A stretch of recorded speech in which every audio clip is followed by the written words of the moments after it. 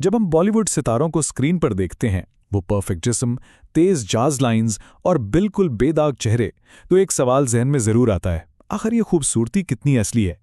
चलिए आज इस चमकती दुनिया के कुछ छुपे हुए राजों से पर्दा उठाते हैं। तो सवाल यही है कि स्क्रीन पर जो परफेक्ट चेहरा नजर आता है वो कितना सच्चा है। और ये सवाल सिर्फ तजस्सुस का नहीं है, ये असल में इस इंडस्ट्री के उन मयारात को समझने के लिए है जो इसने खूबसूरती के लिए बनाए हैं। तो चलिए देखते हैं कि इस कमाल के पीछे की असल कहानी क्या है। एक बात कही जाती है कि जिस खूबसूरती को खुदा का तोहफा समझा जाता था वो आज डॉक्टर का तोहफा बन चुकी है। और यही पूरी बहस का निचोड़ है।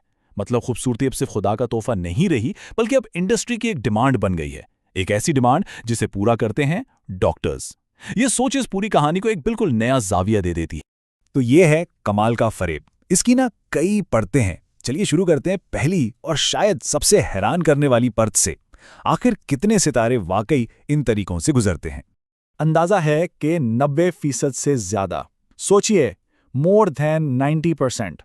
इसका मतलब साफ है कि इंडस्ट्री में कॉस्मेटिक सर्जरी कोई अनोखी चीज नहीं, बल्कि एक मामूल, एक रिवाज बन चुकी है।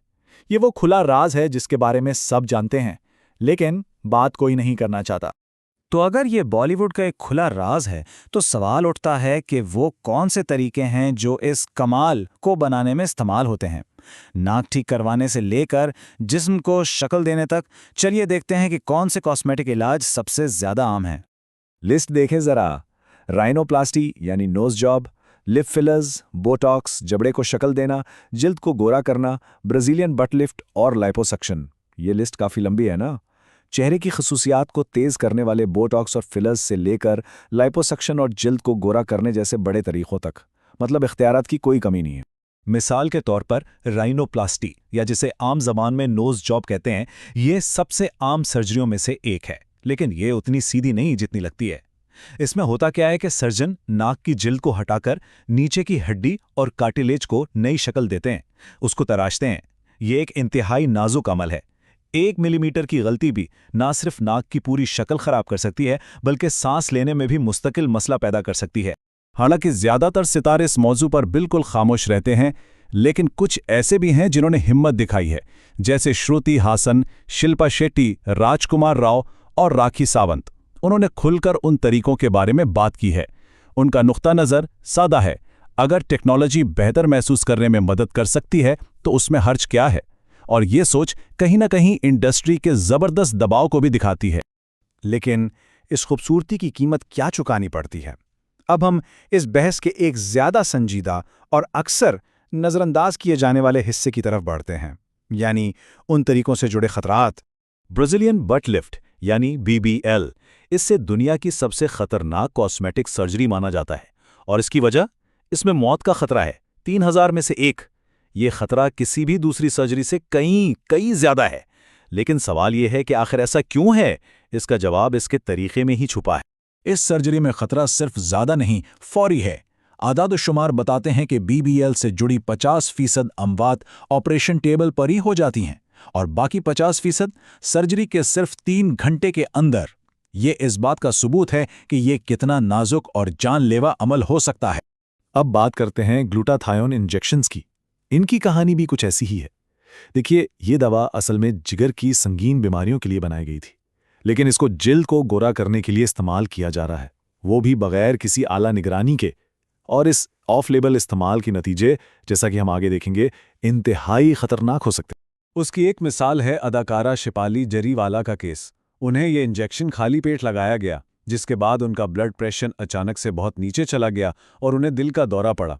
ये हादसा साफ दिखाता है कि जब तिब्बी निगरानी के बगैर ऐसे तरीके अपनाए जाते हैं तो नतीजे कितने जानलेवा हो सकते हैं। और ये मत सोचिए कि ये खतरात सिर्फ नए लोगों के लिए हैं। प्रियंका चोपड़ा ने खुद बताया कि एक बिगड़ी हुई सर्जरी की वजह से उनकी नाक की शक्ल खराब हो गई थी। उसके बाद क्या हुआ? उन्हें 3 फिल्मों से निकाल दिया गया। अपना करियर बचाने और एतमाद वापस लाने के लिए उन्हें कई इस्लाही सर्जरियों के तकलीफदा अमल से गुजरना पड़ा। लेकिन इस सब का असर सिर्फ फिल्मी सितारों तक महदूद नहीं रहता। अब हम देखते हैं कि ये रुझानात इंडस्ट्री से निकलकर आम लोगों, खास तौर पर नौजवानों पर कैसे असर डाल रहे हैं। इसका असर जमीन पर साफ दिखता है। कोयम्बटूर में कॉलेज की लड़कियों पर एक तहकीक की गई और उसमें 77% यानी 77% ने अपने जिस्म से नाखुशी का इजहार किया। ये सिर्फ एक नंबर नहीं है, ये इस बात का सबूत है कि मीडिया में दिखाए जाने वाले गैर हकीकी मयारात नौजवान जहनों पर कितना गहरा असर डाल रहे हैं। और जब ये नाखुशी हद से बढ़ जाती है तो ये बॉडी डिस्मॉर्फिक डिसऑर्डर या बीडीडी जैसी संगीन जहनी हालत बन सकती है। इसमें लोग अपनी छोटी छोटी या कभी कभी तो सिर्फ ख्याली खामियों को लेकर इतने परेशान हो जाते हैं कि उनकी रोज़मर्रा की ज़िंदगी मुश्किल हो जाती है। और ये सब क्यों? सिर्फ परफेक्ट दिखने की चाहत में। इस रुझान का एक और ख़तरनाक पहलू है इंस्टाग्राम फेस। ये खूबसूरती का एक आलमी यकसा मयार बन गया है जिसमें हर कोई एक जैसा दिखना चाहता है। बड़ी बड़ी आँखें, छोटी तेज़ नाक, ऊंचे गाल। ये मयार असल में कुदरती इंसानी तनव्वु को ख़त्म कर रहा है।